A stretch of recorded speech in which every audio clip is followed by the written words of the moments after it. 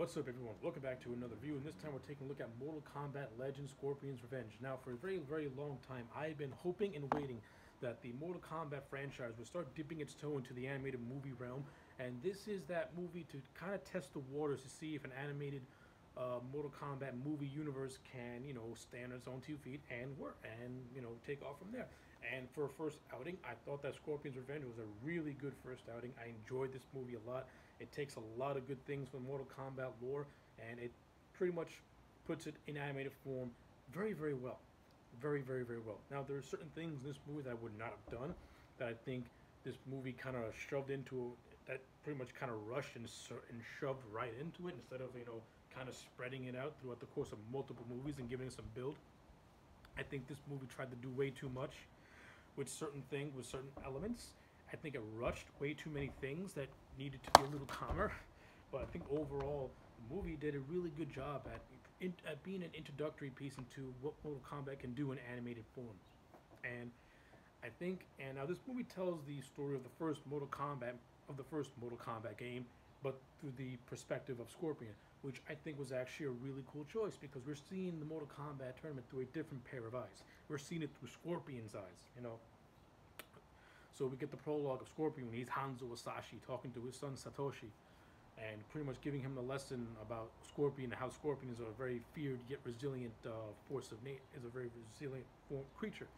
And I like how that origin of the Scorpion plays into Scorpion adopting the Scorpion name as his name. I thought that was really, really well done. I thought the overall prologue was really, really cool, and we get to see, the assassination of the Shirai Ryu by the Lin Kuei, and we get to see, Sub-Zero kill Scorpion's family, particularly his son, in a very gruesome way.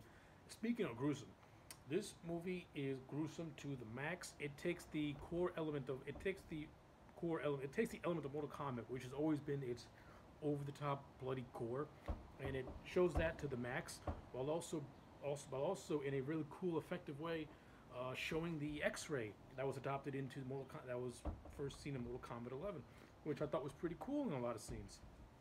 So I like how they tried to fit the game mechanics into this movie itself, and it made it stand out and look cool in its own little way.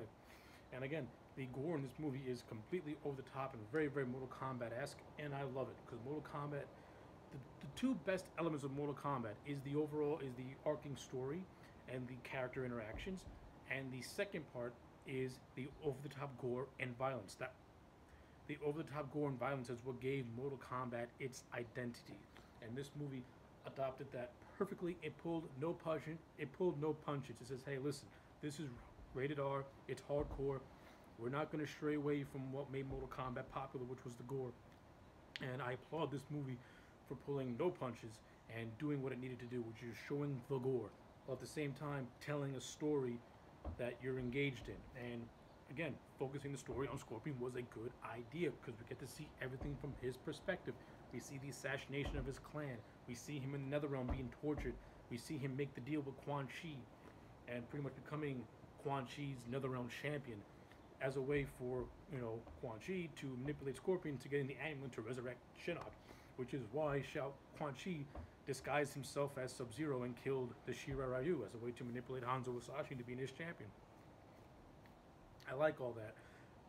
I like all of that story-wise, but again, I think that is where I think this movie did too much, and I think it could have scaled down on it. Listen, we all know that Quan Chi manipulated Scorpion, and I get that this movie wanted to have a good first outing and shove a lot in it. But I think something like that you could have saved for a second movie, which this movie does tease at the end. It could have been saved for a second movie instead of cramming it all into this one movie. Now I get it. Again, this movie is centered around Scorpion, and Quan Chi, at the end of the day, he is the main villain of the piece, and Shang Tsung is more or less a background villain. Because Shang Tsung doesn't really do much like he did in the first game where Liu Kang had to beat Shang Tsung. Shang Tsung barely gets physical in this movie. He just does a lot of bantering and talking and doing what he does best, sitting in his throne room and just overseeing the tournament itself. And that's another thing I didn't really care for. We didn't get to see Shang Tsung be Shang Tsung. We saw glimpses of that, but I guess they want to wait for a second movie when the Emperor where Shao Kahn does his invasion and Shang Tsung gets his youth restored. I mean, we do see glimpses and like a flashback seeing of young Shang Tsung taking down the great Kung Lao. But that's pretty much the only time we actually get to see Shang Tsung do any type of fighting. But it's a still image. Those are two really big gripes I had with this movie was the rushing of Scorpion and Quan Chi's rivalry in a one movie. Though I understand because it's Scorpion's movie, but the biggest thing I didn't like was the pretty much the devaluation of Shang Tsung, and really the overhyping of Quan Chi as the main villain. When I think Shang Tsung's a better villain than Quan Chi, though I do like the Quan Chi character, I've always think Shang Tsung's a better character. But that's just how I feel personally. Now, how did this movie utilize the core combat members? I thought they did it pretty well. Sonya Blade's a badass. Liu Kang is the member of the White Lotus. He's the grand champion. He's the champion of Mortal Kombat and the Man of Wisdom. You got Johnny Cage, who is snarky and just full of himself. And I thought Joel McHale was hilarious voicing Johnny Cage. I think he fits the role perfectly, and I hope he stays on for Johnny Cage in more movies that they do within this continuity. We get a nice cameo by Jax. We see Jax loses his arms, and that's another thing. Do we really have to rush Jax losing his arms so fast? I mean, I like how they did it actually, which is why it's not a big criticism for me, because I like how they did it with Goro tearing Jax's arms off. So that I like. Kano's in this movie, though he doesn't come into like the last half, to like the last couple of minutes, and he has a very entertaining scene with Sonya Blade, and he's eventually finished off by Jax. Again, I would not have killed off Kano so early because Sonya Blade's biggest thing is with Kano. Now, I would have kept Kano around since at the end of the day, Kano's the one who supplies a lot of heavy armory to Outworld and Shao Kahn, and pretty much becomes Shao Kahn's general of his army when Shao Kahn does his eventual Earthrealm invasion. We also get cameos from Baraka and Reptile. They have fights with Johnny Cage and Sonya Blade, respectively, and they're entertaining. Though, again, they get killed off. Reptile gets killed off. Baraka gets killed off. I would not have killed them off so early. Those characters, especially Baraka. He's the leader of He's the leader of Shao Kahn's Turkatan army. He's one of Shao Kahn's biggest, why is the he's one of Shao Kahn's biggest loyalists. So why would you kill him off so early? I don't know. Same with Reptile. He's very loyal to Shao Kahn too. But he also fears Shao Kahn. Why would you kill him off early? Yeah, I don't know. With the killing off of certain characters, entertaining scenes, yes, but I would not have killed them off so early. I would have stretched it out a little bit. The fight scene between Sub-Zero and Scorpion when Hanzo's in his Scorpion mode, it's entertaining, and I like it. I like seeing Bi-Han, though.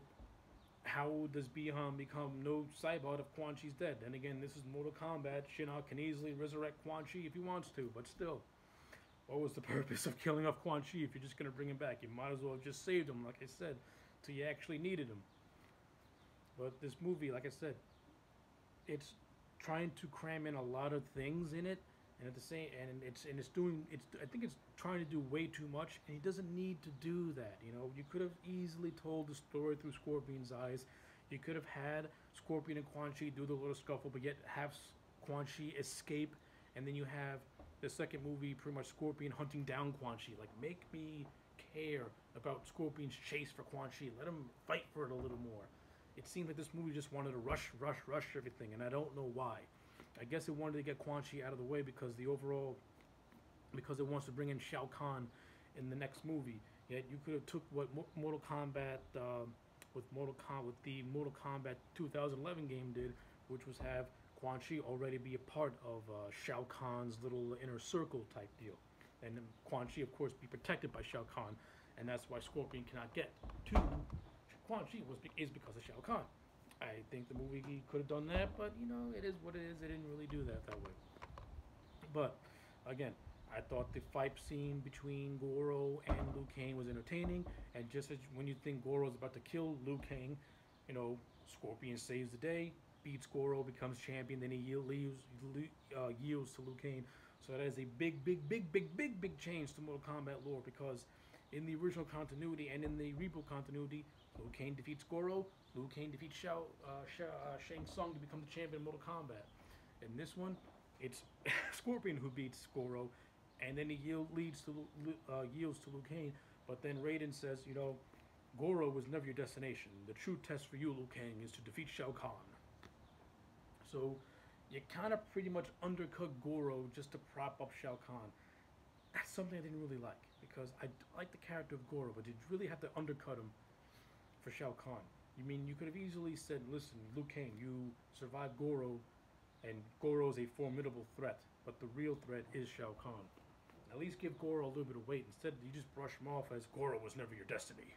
You know, I didn't like that. You kind of threw Goro under the bus, and I didn't really care for that. You know, that's not something I really liked. But things I did like, again, I liked the budding relationship between Johnny Cage and Sonya Blade. That was fun. Liu Kang's overall story was fun too. I liked his little interaction with Katana. A nice little hint of what's to come with those two. Raiden was fun in this movie, and I like his interactions with all the characters as well. I like Johnny Cage constantly thinking that everything is a movie and everything's a work when it's actually a shoot. That was very entertaining. So yeah, again, this movie has a lot of good things to it, but it has a lot of things that I wouldn't classify as it ruins the movie for me. But I think I would have pulled back a little bit on it because I don't want to give too much away. But I'm very interested to see what happens in the second movie. I'm very interested to see Mortal Kombat pretty much take over DC, take over Warner Brothers with the animated universe as an animated universe, since Justice League Dark Apocalypse War is going to be ending the DC animated movie continuity. I think Mortal Kombat taking the place of that is perfect, and this overall a good first outing. So, despite my positives and my negatives, I overall thought Scorpion's Revenge was damn good, and I'm going to give it a solid 8 out of 10. Too much. There's some bad things there's some things in it that I didn't really like, but it didn't ruin the experience for me. There's a lot of positive things that I like that really laid the groundwork for what could be a very cool animated universe with Mortal Kombat at the forefront. So yeah, 8 out of 10 for Scorpion's Revenge. Those are my thoughts. Let me know yours in the comment sections down below. Like the video and subscribe, and I will check you back next time for more.